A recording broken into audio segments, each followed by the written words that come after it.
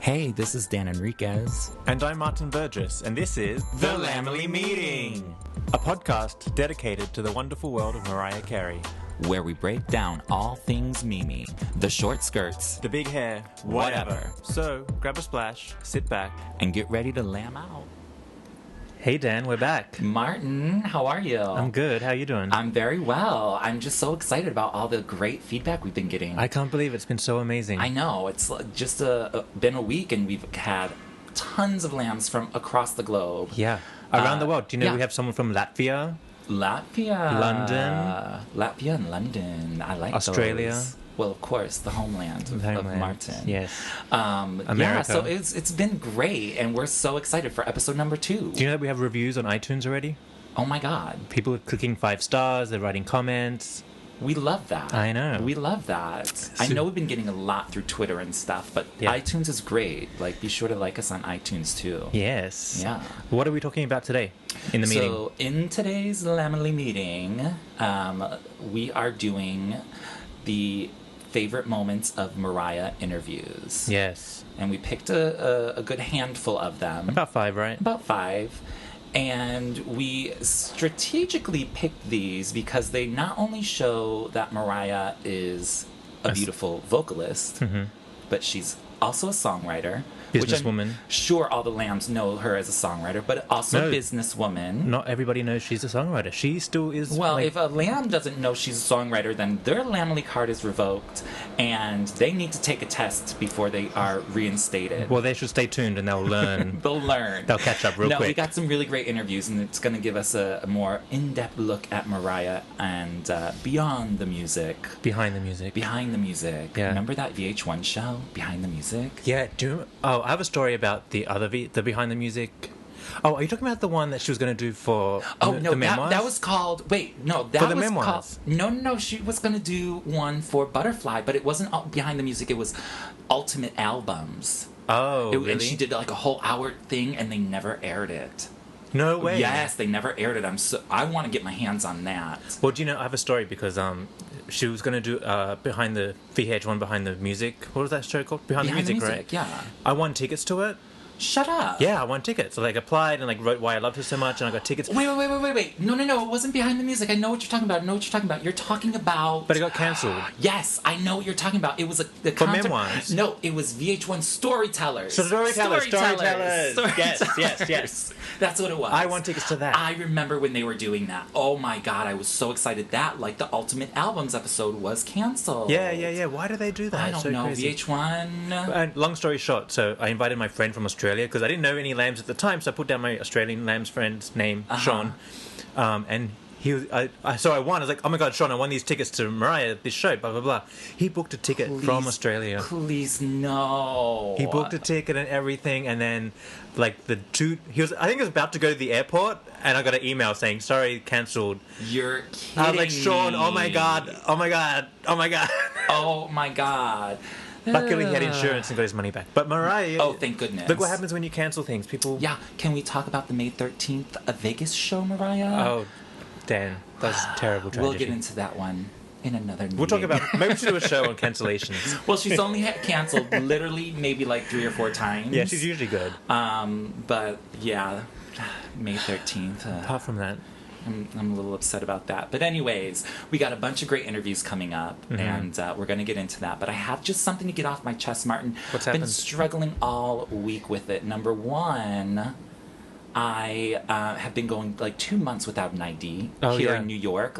It's virtually impossible to get anything done when you have no ID. Yeah. So I don't have an ID. I don't have a social security card. My wallet was stolen. And This is in New York City. Exactly. It's not the first time my wallet was stolen here. But I lost everything, and I've been struggling so much to get this back. There's nothing worse than losing your wallet. Nothing worse. In New York City, they card you for everything. Everywhere. Everything. Buying socks at H&M. I went into... Anyways, long story short, I went into my local pub that I've been going to for 2 years now. They have a new guy bartending. I go in there for lunch one day, and I'm like, I'll have a burger. I don't even remember what it was. And he said, and I said, oh, I'll have this beer. I had it the other day. It was really good. And he said, yeah, can I see an ID? And I said, oh, are you serious? Yeah.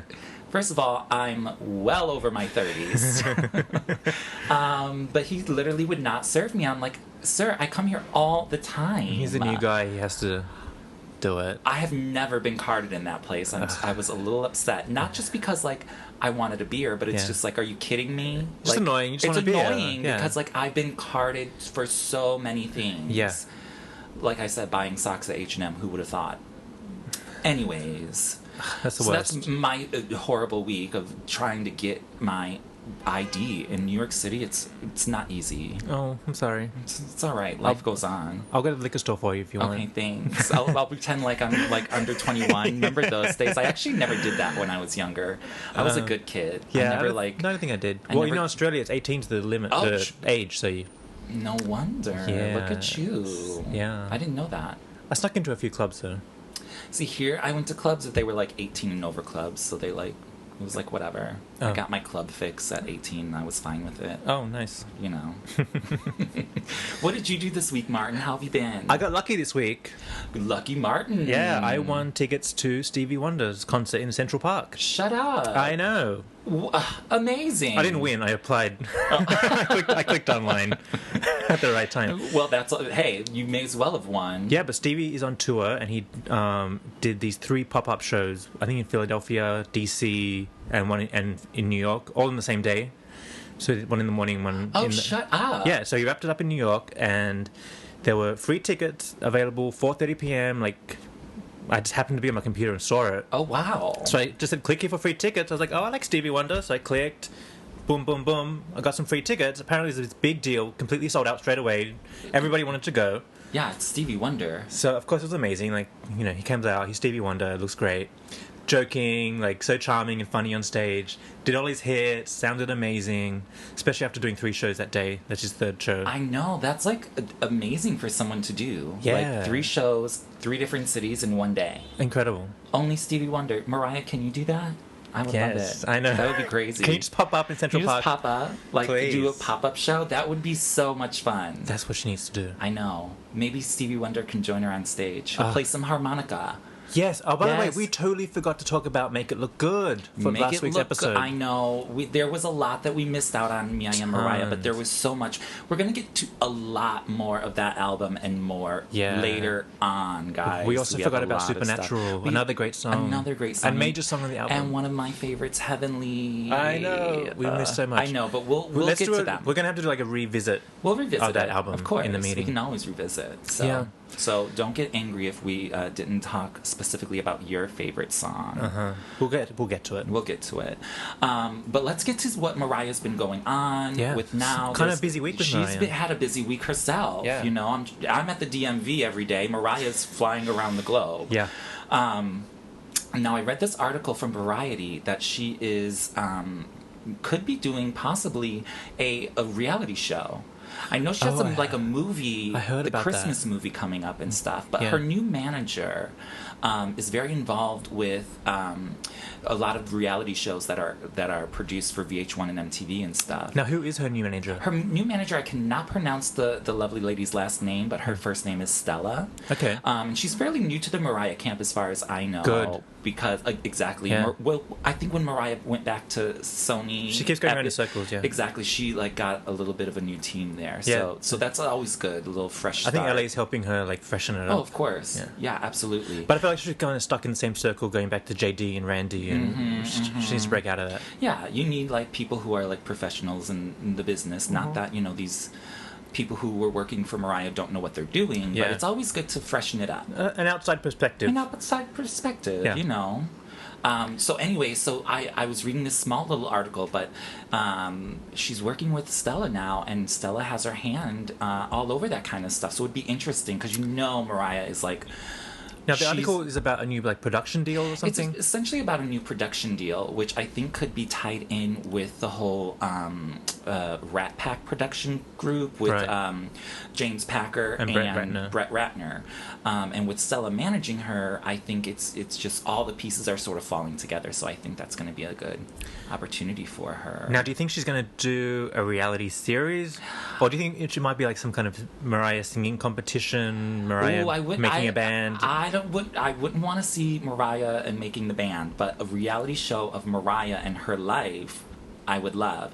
VH1 did one of those a few years back during the Charm Bracelet era. It's called more like Mariah Around the World or something like that. It's not the DVD. No. They just followed her a little bit. They just followed her during her overseas promotion for the Charm Bracelet album, like when she went everywhere. That I love. Yeah, actually, I remember when I was moving to New York, they played that, Qantas, an Australian airline, played that on the plane. Oh, wow. I had never seen it. I was like, what the heck is this? Oh, my God. You were like, it was a sign. That major flight. Yeah. It was a sign from Mariah. Yeah, so we'll see what comes of that. But it's interesting that she's dating James Packer. He's with Brett Ratner in the production company. And stuff's all happening. That. It's all sort of like coming together. Oh, good. So we're going to have an exciting year, I think. Oh, by the way, speaking of James Packer, did you hear about the major shade he threw at Madonna? No. He just like made this comment about how amazing Mariah is, and then just basically said, and Madonna's not. I've got a quote. Do you want to hear it? Yes. Let me read you what James must straight up said. So here's what James said. Where did I read this? The Daily Mail. Okay. Mariah is just incredible. Amazing. She really is. She's a genius. We know that. Duh. Yeah. Who else is there? There's Barbra Streisand, Whitney Houston, and Mariah Carey. Not Madonna. Those three can sing 5 octaves. Yeah. Not. What did Madonna do to him? Yeah. I don't know. I don't know why. Like, did Madonna do something to him? I have no. You tell me. Madonna's You're the Australian. Madonna's been quiet. She has not been ruffling any diva's feathers. Hasn't been coming from Mariah. She's been supportive and loving. Exactly. Living for love lately. Speaking of shade, though, I just want to give a little heads up to the lambs and the listeners. Next week's episode is going to be a good one. Next week's episode is going to be a good one. It's going to be all about the shade of it all. Yes. It's going to be some of Mariah's shadiest moments. Yeah. So definitely tune into that because that is a topic we all love. We should just pick some shady lyrics too. Oh, well. Actually, guys, tweet us shady Mariah lyrics. Shady Mariah lyrics, and we know there's a bunch. Yeah, at Lambily Meeting. At Lambily Meeting. Hashtag it. Yes. All right. So the big one, Mariah was in Israel. I know. Her first concert in Israel. Yeah. And it was huge. It was sold out, 12,000 people. Yeah. People were a bit mad. Why are you mad? She was an hour late. But that's fine. That's Mariah time. That's Mariah time. Yeah. If you don't expect that, I mean, honestly, she didn't have an opening act. No. If she did have an opening act, you'd still have to wait that extra hour anyways. Yeah. So it's like, Which I'm totally fine with because both Dan and I had an experience at Christmas, different days, but we were both late for some reason. And we were thanking God Mariah was late. We're like, thank God she was 20 minutes late today, otherwise I would have missed it. So all the people that were mad at Mariah for being late, there's probably a lamb there who needed that time to get there. So grateful that she was late. Yes. So you got to take it both ways. Yes, think of the full picture. So she did a full set list. Yeah, so this was like one of her random concerts. Like there's no particular reason to do it. It's not a tour. Not a tour. It's not necessarily it's not the Vegas set list, although she did have some of the set pieces, like she had the bare bones essential set pieces. Yeah, but she didn't have like all the extra She had stuff. those like sail things that move. Yeah, like the big background. Which I really like. I never really paid attention cute. to them, but I didn't realize they'd shift and move and expand and contract and all that kind of stuff. That's fun. She needs that. It adds an extra little visual. She left the butterfly at home. She left the big old butterfly. She left it in Vegas. I mean, that'd probably be hard to transport. Yeah. Who knows? That's fine.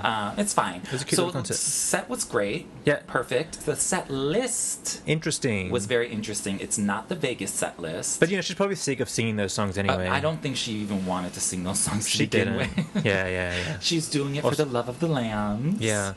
So what'd she open with? Do you know what? She opened with that video, that intro video that she recycled from the Elusive Chanteuse tour.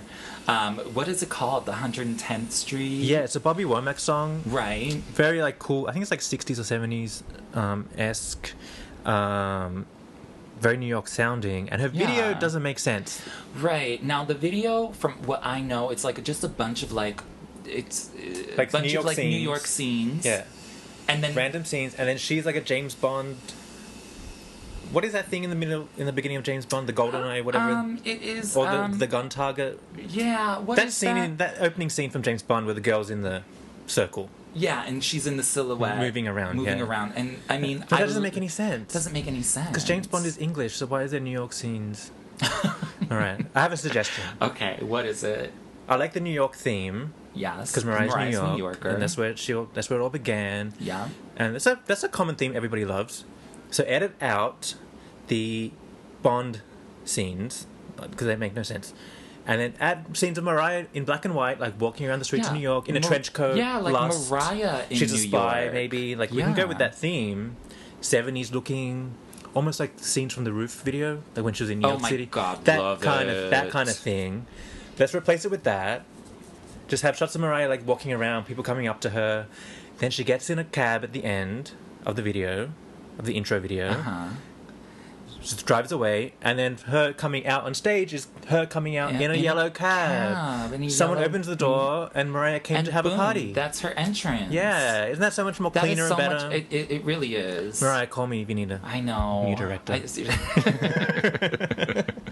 And what a small change, it makes more sense. It does. I agree. I would agree with that. That'd be more fun, like New York. is. And that's Mariah. And that's a perfect, like, not tour-esque moment. Right. It would add It's a more great storytelling. value to the overall production, I think. Yeah, so come on, Mariah. You know, a little something extra. We're paying attention to these things. You need to... Just saying. Just keep that in the Lambily. But now the set list, though, was a little bit different. Yeah. But she did the basics. Of fan favorites. Fan favorites and all that jazz.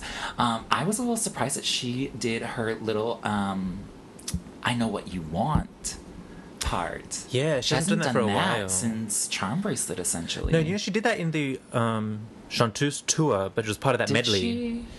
was that Oh, quick- that's right. She did the medley Yeah. in the... Okay, so scratch what I just said. But she's bringing it back. She likes it. But she's bringing it back. And she didn't do it in a medley this time. She just did her part. Yeah. Right? So that was fun. You know, her voice was strong. Yeah, overall, I really liked it. Her Yeah. voice was really strong. You know, the whistle... she did #beautiful. The whistle at the end was really good. Yeah, it was perfect. Vision of Love. She sang the whole Vision of Love. Yeah. Which she has been mixing with Infinity for a lot of her last performances, which Yes. is fine and cute, but like Vision of Love alone is what I love, and I love when she sings it, and she did an amazing job this time. Yeah, so she did it in a lower key, which I think helps her sing it a bit Right. easier. Yeah, I think she dropped it down a step or something. I wish I knew more about music, but that's what it sounds like. We're actually going to find an expert to come and break it down for us. Okay, that's Another show. That's on We're our going to list. get a Mariah lesson. Okay, good, because Yeah. we need it. We need some technical words. You know, because we're not qualified. Yeah. I know some little basics, but... Right. I mean, after you've been listening to Mariah for 25 years, you get a little bit of insight on her voice and where she's going with it, but Yeah. we're not experts here, people. Mm-hmm. But anyways, Vision of Love was amazing. Yeah. My All was great. My All is all... I think that's one of her favorites to do, actually. Yeah. Oh, yeah, she loves that. And I'm yeah. sure she's feeling it Of course. these days. Of course. And I love it because she always has like that signature vibrato in it. Yes, Like yeah, so yeah. good. Yeah. And like she usually ends that song on a high note. Like not like a literal high note, but like her belting at the end is so strong usually. And she did that. How do you feel about her ditching the dance remix when she moment? went, you know what? I'm okay with that. I was getting a bit I'm okay tired with of that. it. Yeah. I like it, but Yeah. it was fun for a while. She could mix it up, I feel. Yeah, Because yeah. I love when she goes into like the original and then into the remix, so I Mhm. love that. But you know, It's mix fine. it up, do the regular ballad. I'm Yeah. okay with that. We Belong Together. Always good. Yeah. Always has great control. She was good in this one. Yeah. That's a really difficult song for her to sing. It is. But she did a good job. And Hero, of course. This was a great hero performance. Do you know, I feel like she's really getting into the song I again. think she's liking it more and more. Yeah, I know yeah. she talks about how it was not her favorite for the Yeah. longest time, but it's actually starting to... I guess growing, it's regrowing on her. It's growing on me too, actually. Because she sings it now with such sincerity and intent. and Yeah. like she really believes in it. it because she knows that we do. So it's like this whole thing. I think I think she's really feeling it now. Yeah, I think it's just so perfect for her, and she sings it in a way now where it's not that schmaltzy 90s ballad. No. She switches it up just enough to really let you feel it, and I love it. Do you know, I kind of was sick of that song for a while. Basically, when she was sick of it, probably like around the late 90s, early 2000s, she was sick of singing it, but she just did it because she had to. Everybody otherwise, you know, she'd get hate mail, and God knows. Last year was kind of having a difficult time at the end of the year, just so much stress going on. And she sang it at the Christmas show, and I started crying. Oh my God. And I totally got back into it. Let me tell you, I needed to hear it. I know which show was. Now, I think we were at that same show, and we'd heard her sing it before. We weren't sitting by each other, but no. I literally was almost in tears as well. I know exactly what performance you're talking about, and it was seriously... Because she was really feeling it. She got emotional. She got emotional. Oh my God, the whole audience was just a buzz over it. It was one of her best Hero performances. Like, it's just getting better with age. Yeah, it really is. I love it. I love Hero. Oh. So, you know, it'll just keep going. And she's still bringing it back out. She's still bringing doing it back, it. and I love it's that. getting better and better. I love her for that. The press were not impressed. No. Well, what did we say in our last episode? That the press is usually not impressed. No, what were they not impressed with this time? They didn't like that she was late, which is fine. Okay, that's Mariah time, people. I know. Like we said earlier, get used to it. You're used to it. Stay home if you don't. Exactly. If you're busy, stay home. If you're just going to be hating. Yeah. Commenting on her voice as always. It sounds strange and tired. Again, but you know what? If you want 1990 Mariah, get on YouTube and watch that. Exactly. And the day that you can sing better than Mariah... Yes, please show her how to do it. Right. Then you can speak up. Yes. Get on stage, do what she does, and then we'll talk. Yeah. But that's not going to happen, so... Well, you know, from what I saw, I thought she was pretty good. I thought she was great, too. Yeah. I think she gave a really solid performance there. Yeah, really good. Thank God for those Vegas shows. Really just helped her voice. It's really helping her voice strengthen up. The more she sings on a regular basis, the better she sounds. Yeah. So I think Vegas is great for her. Also, it was really hot. It was an outdoor venue. It was really hot. Which is her voice was nice and warm. That good. Yeah. Well, it's not good to be super hot or super cold. You want just the right amount of. Who knows? I don't know. I'm not an expert here, people. I thought, well, it worked. Whatever happened, it worked. She sounded great. But we have been talking about Mariah, and we haven't even gotten to our interviews. We got to do this. Oh, should we start the meeting? It's time for the meeting. Let's start it. Let's start it.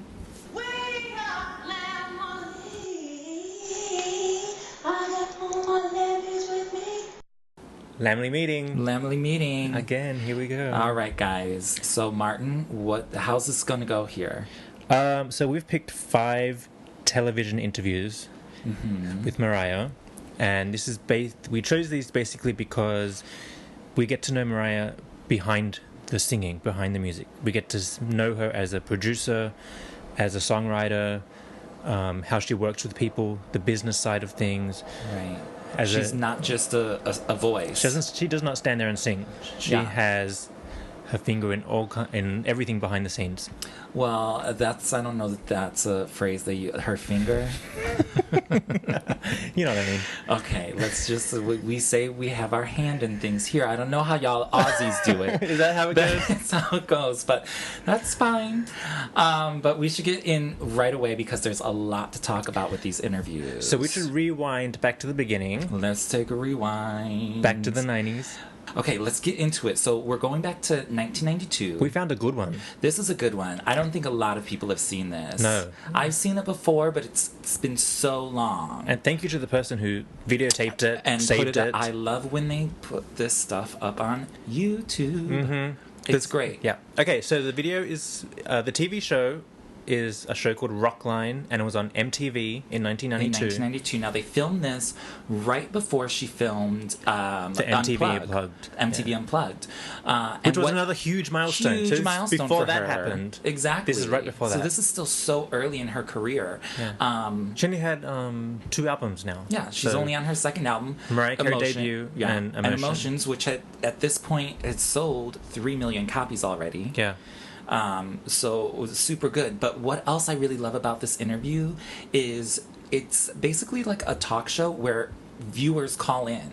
Yeah, so we should describe what's going on. So it's basically Mariah and this host sitting on a stool. John Norris, I know us Americans, we know John Norris. If you ever watched MTV, he's always been there. He's done a couple interviews with her, actually. Okay. So, but this is, I think, one of his first with her.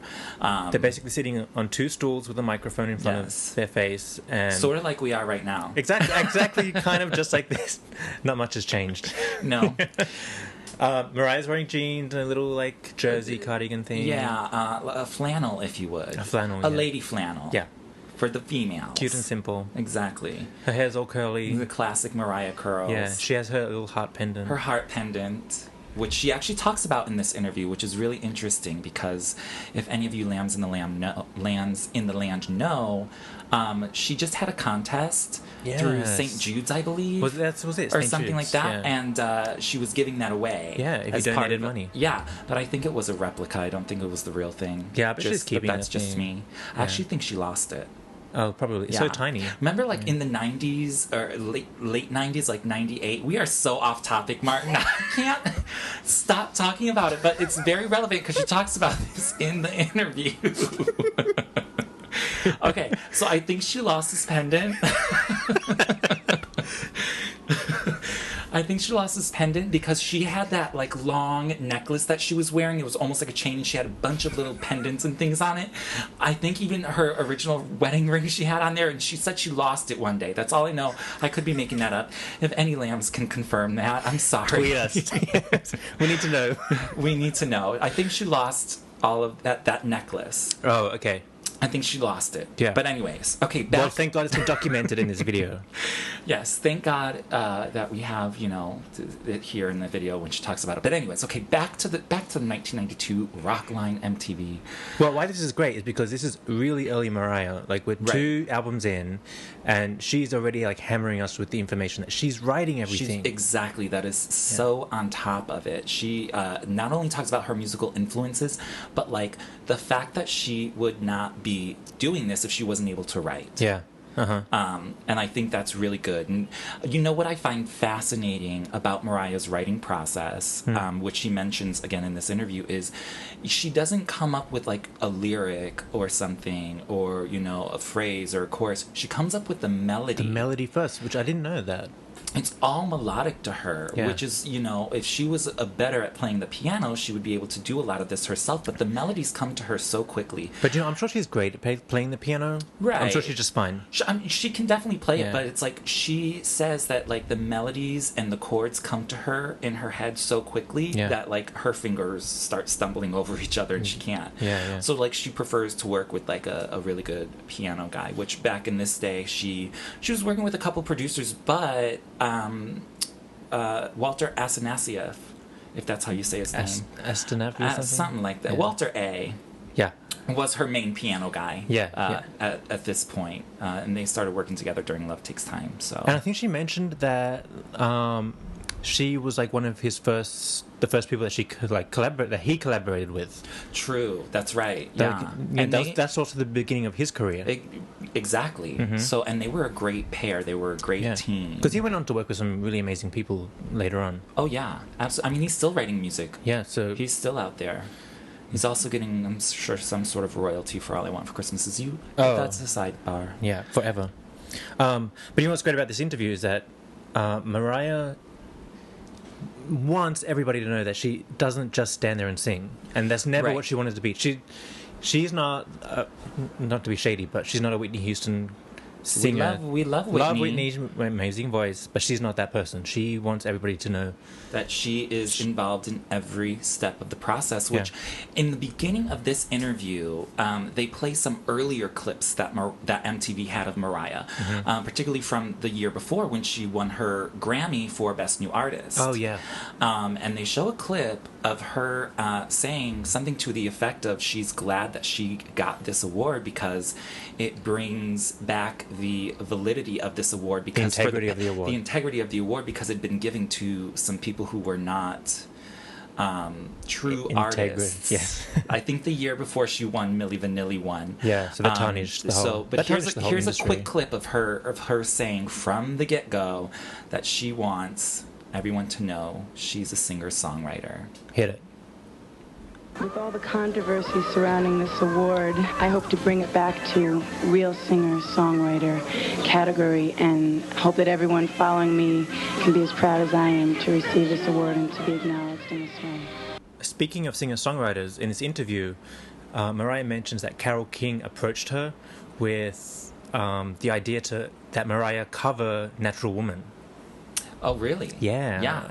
And Mariah said, no, that's not what she does. As we can tell, she's a singer-songwriter. She doesn't just take people's songs and do them. I think that's a testament of her character, too. She's sticking to her guns. Yeah, she doesn't want to be branded as the singer, the one-trick pony. She's more than that. Yeah, so that's how we got the song If It's Over. Which is amazing. Yeah. Now, was that on the Emotions album? That was on the Emotions album. It was, right? Yeah, absolutely. Yeah. She performed it at the Grammys. She performed it MTV on... Unplugged. Yeah. It was great. Yeah, that's a really great song. So it's really great, and I'm sure we'll have a Lambily meeting all about that song. But but she explains how they got together and wrote the song in a couple of hours or less. Yeah. Well, when you get two good songwriters together, I'm sure it's really just easy. Throw it together really quick. That's what professionals do. One of my favorite parts of this interview is actually towards the end, where Mariah's almost predicting the future.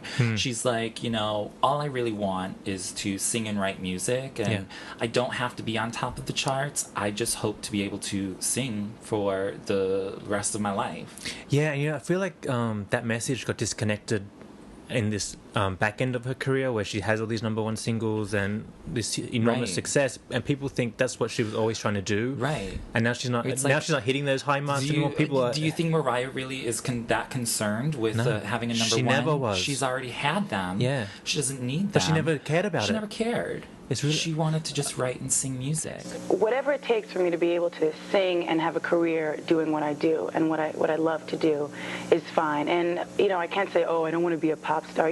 It's a dream come true to be doing this and to be having success. So you're not always going to be popular on the pop charts or whatever, but hopefully I can be a singer for the rest of my life. That brings us to 1993. Fast forward 1 year, and she's doing a MTV Soul to Soul interview. I believe it's for MTV UK. Yeah. And she is promoting the Dream Lover song. Right around the release of Music Box album. Yeah, which was something new for her too, because this was the first time we're getting a cute, fun video from her and a dance club remix. Oh, well, yes. Let's start with, first of all, Mariah gets off right away saying that she's not happy with a lot of the videos she's done up to this point. Yeah, and so she's letting us know that she was working for somebody else. Somebody else had control of her career. And now she's sick of it. She finally has control. Yeah. And she talks about making the video of Dream Lover and her near-death experience in the hot air balloon. There's this cute little moment where she's describing the making of the Dream Lover video, and I think at the end she flies away in a hot air balloon. Yeah. So she's giving us a little behind-the-scenes moment. We should take a listen at that. Yes. I insisted on going in the balloon. They didn't want to let me go because they thought it was too dangerous, and I love adventure. So I said, I'm going in this thing. You can't stop me. So I went up, and I flew away at the end, but I was actually flying it, and the guy was underneath my, the basket, so you couldn't see him. And so he would tap me on the leg, and I would have to hit the hot air stuff. So all of a sudden, he bursts up, and we're about to go over these power lines, and I thought I was going to die. It was very, very scary, but I flew away, and I had a good time. So listening to that clip, it's almost like that was the most exciting part of the whole 20-minute interview for Mariah. Yeah. The rest of the interview, she seemed very disconnected, very bored, flat. Yeah. very flat. She talks about making this video, and her personality comes out instantly, just talking about it. Yeah. It just goes to show that during this time in her life, this is the time of her life when she was married to Tommy, living in Sing Sing, her giant mansion in Long Island. Well, upstate New York. Upstate New York. Same thing, though, really. I mean, it's not New York City, so whatever. Yeah. The comfortable prison. That she was miserable. And she was fighting Sony. And And she's now telling us that she doesn't like what Sony's doing with her music career. She's pushing back. She's probably in the midst of pushing back against them. Right. Still not having full control. She probably got a little bit of control with this song and this video, She's still not happy though. But even that, like, just that little bit of control that she's getting with being able to work with people she wants to, like, that's a salvation for Mariah at this point, which is sort of sad. Yeah. You know, because everybody thinks she's like this, you know, beautiful Cinderella, but like she's actually going through it this whole entire period of her life. Yeah. And, you know, she's newly married, actually. I think she's still in her honeymoon stage and everything's sort of falling apart. Well, if you read the unauthorized biography, there's this part, they mention after she got married, there's this scene, in my mind, there's this scene of her on her honeymoon, like running across the beach, crying, miserable. What have I done? I do remember a story like that. I'm sure it's like the same thing. She regretted doing that. Absolutely. Straight away. Absolutely. But you know, when you're stuck in that whirlwind, it's like, how can you say no? And it's really a world that we will never experience. Yeah. Like, she just got sucked into that somehow. It's just, you can't blame her for what happened. But... You know, but I also think this is we get to see her as an artist starting to emerge out of this corporate structure. You know, imagine like telling Picasso how to paint his paintings. Like, she's a singer, a songwriter. She just wants to do whatever she wants, but somebody else, a group of people have control. Of people, and you know, and she's over it. And they're not allowing her any control on the visualization of her career. Yeah, which is bringing us to our next interview, which is from 1996, just about 3 years after this interview. Again with VH1, but what's very fascinating about this interview, which is a must listen for any of you lambs out there, it's VH1 1996. The show is called VH1 21. And she talks about finally being able to have control over the visual aspects of her career. She directed the fantasy video. With the fantasy video.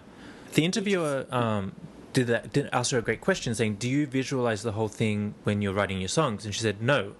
I write the songs and then that comes afterwards. And then she made a really great point that it's hard to get the visual out of her head and onto the screen. Exactly. So she likes to work with people who will help bring her vision, create that vision. Yeah. Whereas before, you know, but Mariah's also like really cute in this because she says like, I'm not educated in film, like I don't know these things, but I need people to help me. But she wants to know that. She Yeah. wants to have control over everything because she's a perfectionist and she knows what she wants, and it's a big thing to have not only a good song, but in today's age, and even back in 1996 and before, the whole MTV era, you had to have good visuals that went along with it. That was half of a song's success back then. So, if Mariah wants to be successful, she wants to have her hand in the video making. That were the days of, you know, people wake up in the morning, turn on the video shows. Yes, exactly. On the and weekends. they have a block of videos. And you had to be on that cycle. That was it. You had to be in that rotation, otherwise no one's gonna see you. Yeah, and because you have to remember, this is 96. Mariah's like, how old? 25, She's 26. She's a young woman, and she doesn't want to be on the adult contemporary genre in that she genre anymore. Be singing the Celine Dion ballads forever. No, like she's so young. Like she wants to be in the fun. I mean, and not even cycle. Just outside of the whole visual aspect. This is also a very, very good interview because she talks about having creative control over her music as well. Finally, even though throughout the past 6 years of her career, she's been getting more and more and more. But this is fantasy with ODB. This is where the real Mariah cracks the egg. Like she's coming out. The egg has been cracked. She is debuting slowly but surely, and that was monumental. Completely radical. Like no one had done it like this before. No, and no one will do it ever again. I can remember being in the car with my father. I can remember what section of the road we were on, what radio station, what I was wearing. When I first heard that song, I was like, what the hell is this? I remember when I first heard Fantasy, it was when the music video debuted, because I don't think I'd heard it on the radio prior to that, but it was on the radio. It was on the MTV debut. It was right before school that morning. We were getting ready at my grandmother's house for some reason, and she had this big TV, and I could not leave until the video premiered, so I was almost late for school. But I remember it like it was yesterday. Because it's such a pivotal point. But that was very shocking for a lot of the music critics out there. Oh, of course. I think a lot of listeners too, like, what the hell is she doing? Yeah. But so in this interview, Mariah talks about how aware she is of the critics. Of the critics. And she dissing her work. knows, Yeah. she knows that those critics that are out there to slam her, they shouldn't be reviewing her stuff. her music to begin with. They're just haters. Yeah, really. She has really great insight into the music journalism world, and this interview is really great. She's very aware of how it all works. I'm not going to generalize about all critics because I think that there are some critics who really pride themselves on being fair and giving things a chance. And I recognize that more with this album. And I've been, growing up and growing as an artist since I put out my first album, and also trying to put myself more in control of everything that I've been doing since my first album, just in terms of the music itself and knowing how to translate what I'm feeling into the final product and the end result.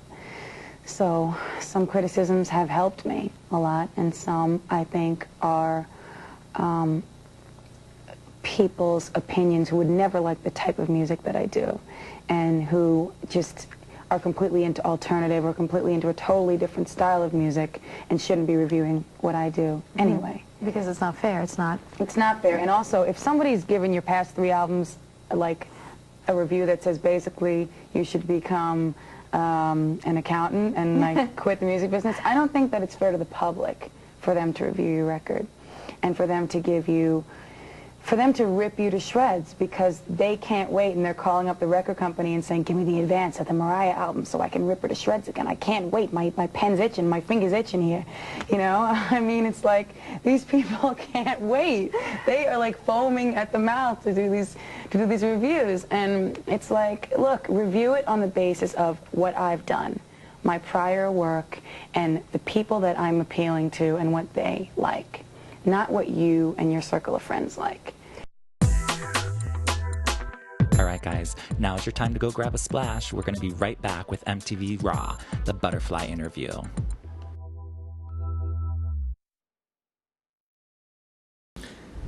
Dan, I really love this next clip. Yes. It is from the Butterfly era. Which is the best. Yep, MTV Raw. Hosted by Tabitha Soren, who's not that pleasant. Well, she's a business lady. She's an interesting got a strong interviewer. Fist. Yes, well, so this interview is actually so crucial in Mariah's career, because this is the time we discover that she's completely shifting gears. She's busted out of that adult contemporary genre. She's fired her lawyers, her manager, her publicist. Tommy's gone. She's divorcing Tommy. She's changed her look. Her hair's changed. The dresses are shorter. Yeah. Everything has completely changed. Mariah's finally being Mariah. Busted out. She's busted out. So I love this interview. I love everything about the entire Butterfly era. And for any lamb out there, this is a must-watch interview. If you haven't watched it. Can I tell you something at sidebar? Yes. I don't really like early Mariah before this. Really? Yeah. Well, I love all Mariah. I mean, I like but her. I do love... This is when I really love her the most. I do love, Butterfly era is, really good. I mean, but we'll get to the album later. That's going to be like a multi-show moment. That's going to be many editions and volumes. This is when I kicked in. I loved it. This is good. Well, she really shows her true talent, in singing and writing. And her love of music really comes out as well, because she's able to blend so many genres together with this album, which is super, super good. And just one brief side note, I don't know if any of you other lambs noticed this, but the dress she is wearing is also the dress that she wore on the cover of the Cosmo magazine. Oh, yeah. I don't know, that's just me, I notice those things. But anyways... Actually, she recycled a few dresses in this interview. She wore the Honey video remix video, remember? Yes, but it was in a different tone. But same thing. Yeah. Which is fine. This is the look she's going for. This is what she's given us, and we love it. But again, this whole interview really goes into... Also, by the way, if you watch the other interviews that we were talking about, she's wearing jeans, she's wearing long sleeve shirts and tops, and very, very, what do you call that? Conservative. This is not conservative. This is not covered. Conservative. The whole she has, time. Everything's out, the short skirts, the big hair, whatever. But this is such a transitional interview for her, and it really pinpoints a turning point, and that's why she named the album Butterfly. It's literally a metamorphosis. She's coming out of the cocoon. She's coming out of the cocoon. And you can tell that with the people that she worked with.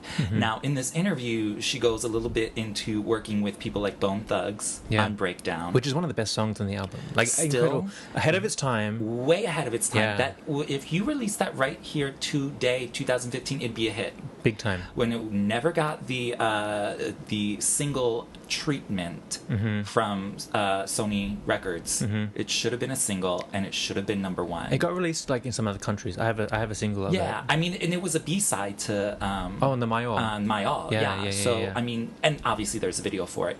So Mariah really wanted it because she treated it like a single, but they never actually released it. Oh, just sidebar. I remember around Emancipation. I think she released "We Belong Together," or I read a review, and the reviewer said, "Oh, Mariah's copying Beyonce's rapper delivery style." I was just thinking, "Fuck you!" Are you kidding me? Mariah invented that with Breakdown like 10 years ago. Well, yeah, she was the first person who really did that. She I don't know what you would call it, but she took on the way that Bone Thugs sang. Yeah, they're and like their style of their rap. style. She sang to it. She sang to that, Yeah. and she did it better than they do it. Yeah. Like, are you kidding me? It's such an amazing song. I mean, come on. And we would never get that if she was working If she was still in with her Sony, if they had old control. days. Oh. Exactly. Thank God for this moment. Thank goodness. And she also worked with Missy Elliott. Missy Elliott on Baby Doll, which at first was not my favorite song on the album, Not but really, now it's yeah. like, I love it. It's part of the album. It's really part of the album, and I love it. I listen to it all the time now. Yeah. I really do. But another interesting turning point with Mariah in this interview, in this time period even, is this was the last album working with Walter A. Yeah. Who she had made some of her biggest hit songs with. Yeah, but again, his style is that His super style adult is contemporary that. big ballad. Right, because the ballads that are on this album are in that style still, but they're not boring. Yeah. You know what I mean? I mean, they're great songs. Tabitha asks her about that in this interview, and Mariah says, "Is it growing pains? Is that right? Is that why you had exactly a what's falling going out?" on?" And I mean, essentially, she says it's like telling your best friend a secret and him blabbing it to the world. Yeah, yeah. And so I believe, unfortunately, they'll never be working together again. I secretly hope they do. I would too, but I think bring it's it back just around. been so long. I don't think it would happen. Yeah, it might not be good chemistry. It might not be good chemistry, and they would be before nice. they go. You can't just go like, "Hey, let's work together again." Yeah. It's like because Mariah, when she works with people she likes. They would have to restructure and recreate an entire friendship before Mariah would even attempt to work with him again. You know what I mean? So that's a lot to rebuild there. So I don't think it will happen, unfortunately. But We can hope. you can always hope. Never say never. Never say Never never. say never. Do you know what else I like about this interview? They talk about the divorce with Tommy, Mariah's divorce. Yes. Do you know what I kind of forgot about? She never hated on Tommy. Like, she always speaks really well of him and appreciates the help that he gave. Yeah. And I was like- mean, because Mariah's not going to do that. Yeah. Like, even deep down inside she might want to, but she's never been that type of person. She's not going to badmouth you. Like, in this interview she still says that they're still essentially family. Let's take a listen to one of the clips of Mariah talking about Tommy, because I think it's very good. And I love it. Let's play it.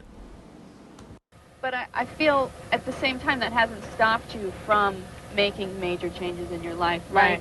Splitting with your manager and your lawyer and your husband. Do you feel like the image that those folks helped you create over the last couple of years is not really what you want to be now? Well, I think it was fitting for a time, and now I'm just more comfortable in my own skin, where I can just be like, this is who I am. You like it? Good, Goodbye. No, but, I feel like that really shows. yeah. Well, again, I think it's just learning about myself and dealing with my feelings and stuff. And just for the record, you're just technically separated. That doesn't necessarily mean you're going to get divorced, or is there no chance of reconciliation? Well, we're separated at this very moment. Yeah. But, I mean, it's very difficult to get into personal things, and as soon as anything else happens, the world's going to know about it anyway. So, I mean, it's like, it's just hard to talk about that, Right. because I do care about him as a person, and I wouldn't ever want it to come across like I'm giving him negativity or Sure. anything. And people can say whatever they want, but, you know, we're still a part of each other's family, you know, we're still close. You know, of course, all families have dysfunction in them and things that aren't perfect and whatever, but, I mean, no matter what happens, and, you know, we're not going to be enemies, you know. Well, it'd be so wonderful. Why not just stay married to him? Well, hello, Tabitha. I see you got your interviewing hat on. No, I'm saying he's a great person. But that doesn't mean that it's not time for me to go in my own direction right now. It's the right thing for me to do. So, despite all the serious things that Mariah's talking about in this interview, we actually get to see the fun side of her. Exactly. Oh, by the way, this interview's on a boat. Yeah, Which they, is a bad they do it idea. on a boat. Well, in the beginning of the interview, you Hair see the is sun flying. setting, which is gorgeous, but then the This hair, the wind wind is blowing, yeah. Tabitha's papers are all over the place. I know, it's kind of funny just to watch them Exactly. squirm to stay still. So we get off the boat, and then Mariah drives Tabitha to the club. Hashtag I can't. Okay. Mariah Carey driving. I was so nervous watching her do that. I was nervous too. As you see, they get into the car and immediately her I think like Tabitha's nervous as well. Tabitha's real nervous. She's like, turn the radio down. Are you sure you can do this? And Mariah's like, yeah, I got it. Yeah. Then she checks her hair in the mirror and then she turns up her Butterfly remix and then they're off I to know. the party. Oh my god, that was too. In some penthouse hotel apartment or something. Yeah, so they get to this hotel. They change ensembles. Yeah, Tabitha's a dork. Okay, Yeah. yeah. Tabitha's like that girl. Like she literally trying. looks like she's going to the homecoming. Yeah. And she's in Yeah. like a thug party. And You she know looks she's like she's in freaking high out. school. Like, I've got nothing to wear to this. Yeah. You gotta watch. And here's Mariah in her gorgeous Two-piece leather dress. rust tone. Yeah. And then Boob they're- tube and like mini all skirt. of that. Yeah. Like it's the same dress you wore in the Honey remix video. It's Yeah, yeah, gorgeous. One of my favorite moments. I actually have two really favorite moments. Right before they leave the hotel room to enter the party. Yeah. Mariah opens the door. She turns around. She's like, "Can somebody grab my milk?" Because she's trying to shed, that's her adult contemporary self coming back. Exactly. She's trying to keep it, PG, if you will. But what she's referring to is her champagne. her splash. Yes. She's in the club. I mean, She's in the hello. club, and she's celebrating. That's why I love this, because we're also like seeing Mariah not sit there in the chair and talk about music. Right. Now She's, she like, can finally just relax. And she can talk about the music as she goes through the club, Yeah. jamming. Yeah. And that's Mariah. Mm-hmm. I also have one moment. If you lambs are watching the video, go to the 15-minute and 37 mark. She's walking down the corridor with Tabitha. Tabitha's asking her questions. She has a handheld mic. And there's a lady standing up against the wall, like back up against the wall. Mariah has her milk.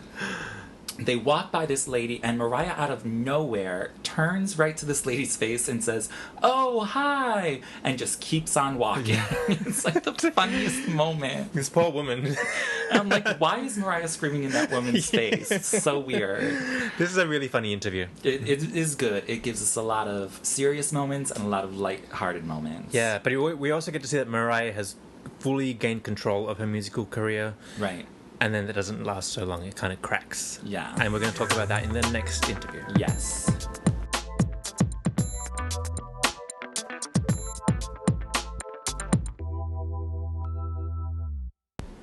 Okay, so the final video that we're talking about for now, there's many more to come, is one of my favorites and one of the very revealing interview with Mariah from 60 Minutes Australia. I love this one. It's so good. It was done in 2002 for the Charm Bracelet album, just before it came out. Mm-hmm. Now, it's done by one of Australia's most respected journalists, Liz Hayes. She is kind of a Diane Sawyer, Okay. Anderson Cooper character. Love it. Like, really hardcore journalism. So she comes over to New York.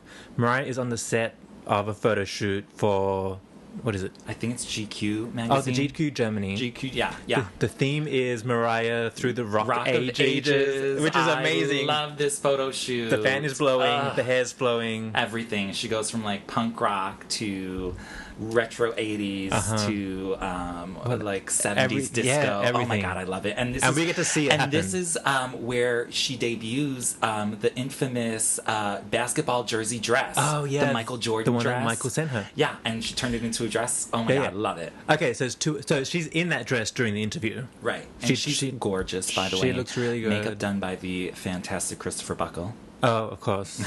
Which, by the way, when I watch this, I feel bad about my life because she's had this enormous career and she's had the breakdown already and this and that. She's been through so much. And she's only 33. And she's only 33. I'm 33. I mean... oh, my God. I haven't even been married once. Yeah. When's your album coming out? Yeah, I wish. Anyway, so she sits down with Liz and they really just Liz gets in. Yeah. First of all, it starts off with a really great retrospective of Mariah's career, like how she started, her early albums, signing up with Sony, how Tommy discovered her. If you need to be reminded of where Mariah came from, they do a really good job of putting that all together. Yeah, not a lot of people do that very well, and this one is pretty good. But then they mention the breakdown. Yeah. They bring that up straight away. Of course. I mean, everybody at this point is... this is her first time promoting anything, essentially after the Glitter. breakdown. Yeah. Post glitter, post EMI. Post everything, post all that. Because we're going to do a show on this about the whole breakdown. Because just remember that she left Sony, signed that mega deal with EMI. Yeah. Glitter bombed.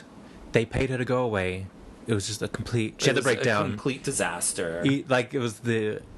really, you would think it was the end of Mariah. It was just... Right, and she has every single person on the planet hating her for some God-known reason. Yeah. Who knows why? But yeah, everybody turned on her. But here she is back, seemingly better than ever. Yeah. And she's not afraid to talk about it because Liz asked her, she doesn't hold anything back. Yeah. And I love that in Mariah interviews. And I love that she just kind of said, it wasn't that bad. I just needed to sleep. I was working too much. Right. I think people people, again, don't realize she's singing, she's writing, she's producing, she's promoting, she's photo shooting, she's this, that, and the other. She's traveling the globe. And she mentions that she, at some point she was awake 6-7 days without any sleep, non-stop moving, non-stop working. Come on, you're gonna go a little tipsy there. Yeah. You can't, when you're Mariah Carey, and I think she even says this in the interview, it's there was no saying, oh no, I'm not gonna go do this thing that I'm supposed to do. I want to sleep. She did everything. She did everything. And you would, especially when you have such an enormous contract and a new company is relying on you. You're trying to prove yourself and be I got this. I'll work 10 times as hard. Yeah. Because she's so happy to be away from Sony and everything. Yeah. So it was just a multitude of factors coming in, but it really was not as bad as people made it seem. No. And I think listening to this interview really shows you that. And I think she's very revealing. She tells you the truth about what happened. Nothing crazy, but she just basically said she was exhausted, just needed rest. Can she get a break? And back to the other interviews where she was trying to get control, she lost control again. And I think she explains how that happened. I think she explains how that happened. I mean, there's a thing of she wanted the control so badly, but sometimes you need the support system behind you. Yeah. And this was her first time doing it without Tommy, so on her own. So she didn't know how to structure a good enough team to help support her. Yeah. But I mean, soon after she got it together. Yeah. And she has a really great quote talking about what it was like to leave Tommy and then still function within Sony. Let's take a listen. Right. Yeah. But because I was still, so then I got myself out of that relationship, that personally. But because I was still tied to that relationship corporately as a corporate asset of that huge company, and not even really realizing my worth or my value, I had to learn how to assert myself within that system. And that, as a young woman, was ridiculously hard to do. So you have to give her credit for that, because if you think about it, she divorced Tommy in her mid-20s. Yeah. She's still a young woman. So she just explained to us that she had to fight a huge corporation to get control of her career. And that takes a lot of guts. I can't imagine doing for that. a woman. For a man, even. I mean, anyone anybody. nowadays. Yeah. But look at where she is still today. Yeah.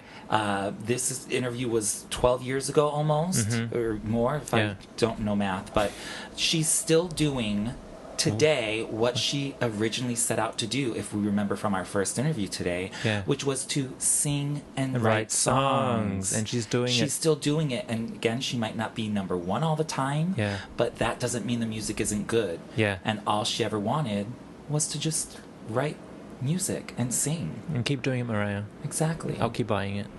Me too. All right, Dan, should we wrap it up? I think we have wrapped it up. We've covered it all. Yeah. All right. Send us your comments and stay tuned.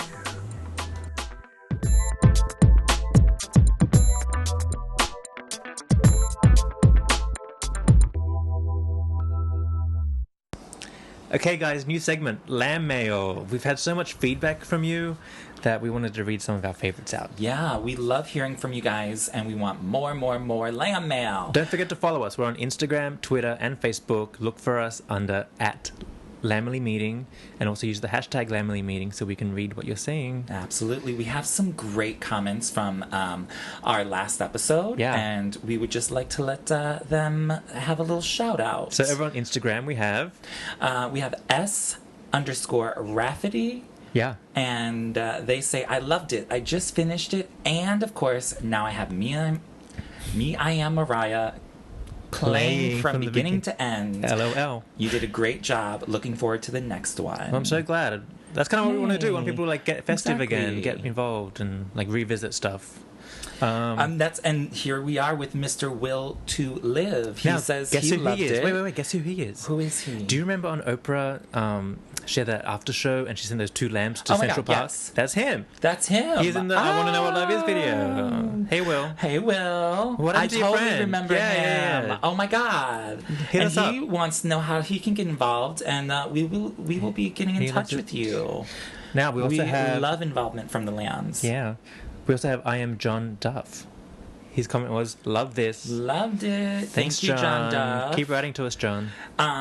And there's also Jerome from Facebook had some really great comments about the Me I Am Mariah album. Oh, by the way, we love feedback, so please write whatever you're feeling and thinking. Yeah. Send it to us. Because we definitely want to know.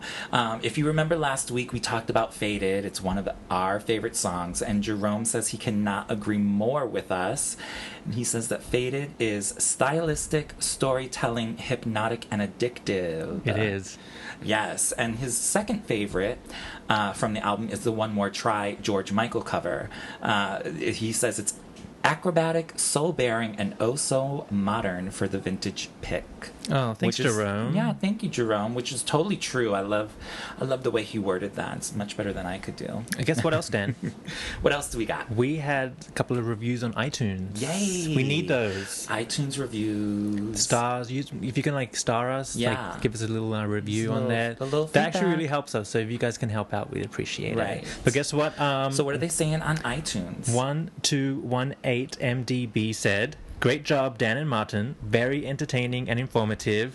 This is a must-listen for anyone that considers themselves a lamb. I would agree with that. I would definitely agree. That's what we're trying to do.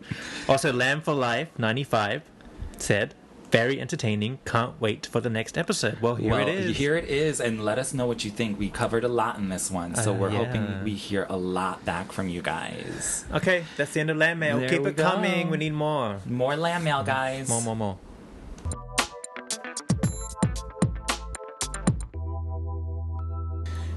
That's it, guys. Thank you so much for listening. We really appreciate it. Also, don't forget to tune in next episode. It's gonna be a good one. We have a really fun one planned. It's Shady Mariah Moment, which is the best. We all know that not only is she the queen of music, queen of life, queen of the world, queen of high heels, queen of nail polish. She is queen of Christmas. Queen of Christmas. And she is also the queen of shade. Yes, she is.